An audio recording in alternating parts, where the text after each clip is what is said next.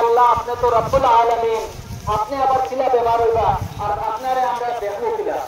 আপনারে আমরা দেখাচ্ছিল আইমু, তখন আল্লাহ তাবারক ওয়া তাআলা কইব যে আমার ফুলা বান্দা বেমার আসলো,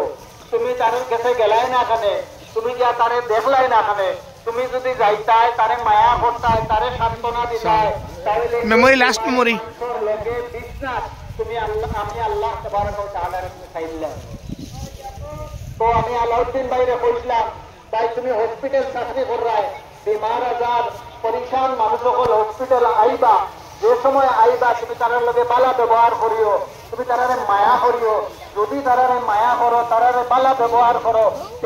তখন তাহলে আমি আবার বলছিলাম, ভাই কিছু আমার জায়গা থেকে শোনা যায় যে আপনার ফ্যামিলি গরিবপুরা মানুষরে বহুত মাফ করে দেন, হ্যাঁ, যত একটা ডিসকাউন্ট করে দেন, তোমার এই নব্বই হয়েছে ডিসকাউন্ট করবার লাগে, তুমি মানুষরে মায়া করিও, কোনো কোনো সময় শোনা যায় তুমি লাভ করিলাম।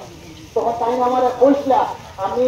যত মানুষের লগে তাই যদি কোনোদিন রাগ করিয়া থাকেন, তাহলে ইয়াদ রাখবা আপনার আর ছোট ভাই আপনার তরফ থেকে সবার আপনি রাগ করবা না। তখন তাই কইসলা, হ্যাঁ আমি যে চেয়ারও বনো আছি রে ভাই, ও চেয়ারও যদি তুই বইতে তাহলে বুঝতে পারলাম না, এখন বুঝতে পারছে না, বলে কিতা বুঝতে পারতাম না, কোন লজিক তুমি আমার খোঁজ। তখন তাই কইসলা, আমারে আজমল ফ্যামিলি বয়াইছেন গরিব দুঃখীরে মাফ করে দিবার লাগে, বিভিন্ন ধরনের এলাকার মানুষ সকল আমার সামনে আইন, হ্যাঁ বহুত ধনী মানুষ আইন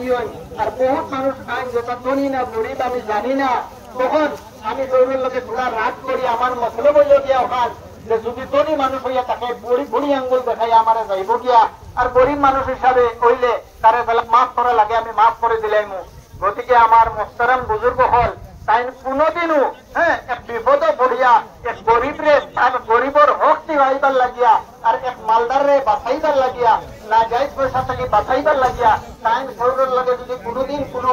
রাগারাগি করিয়া তা হয়, আমি ছোট ভাই হিসাবে আমার আত্মা খানদানোর তরফ থেকে আপনার কাছে জুড়াত করিয়া মাটি চাইয়া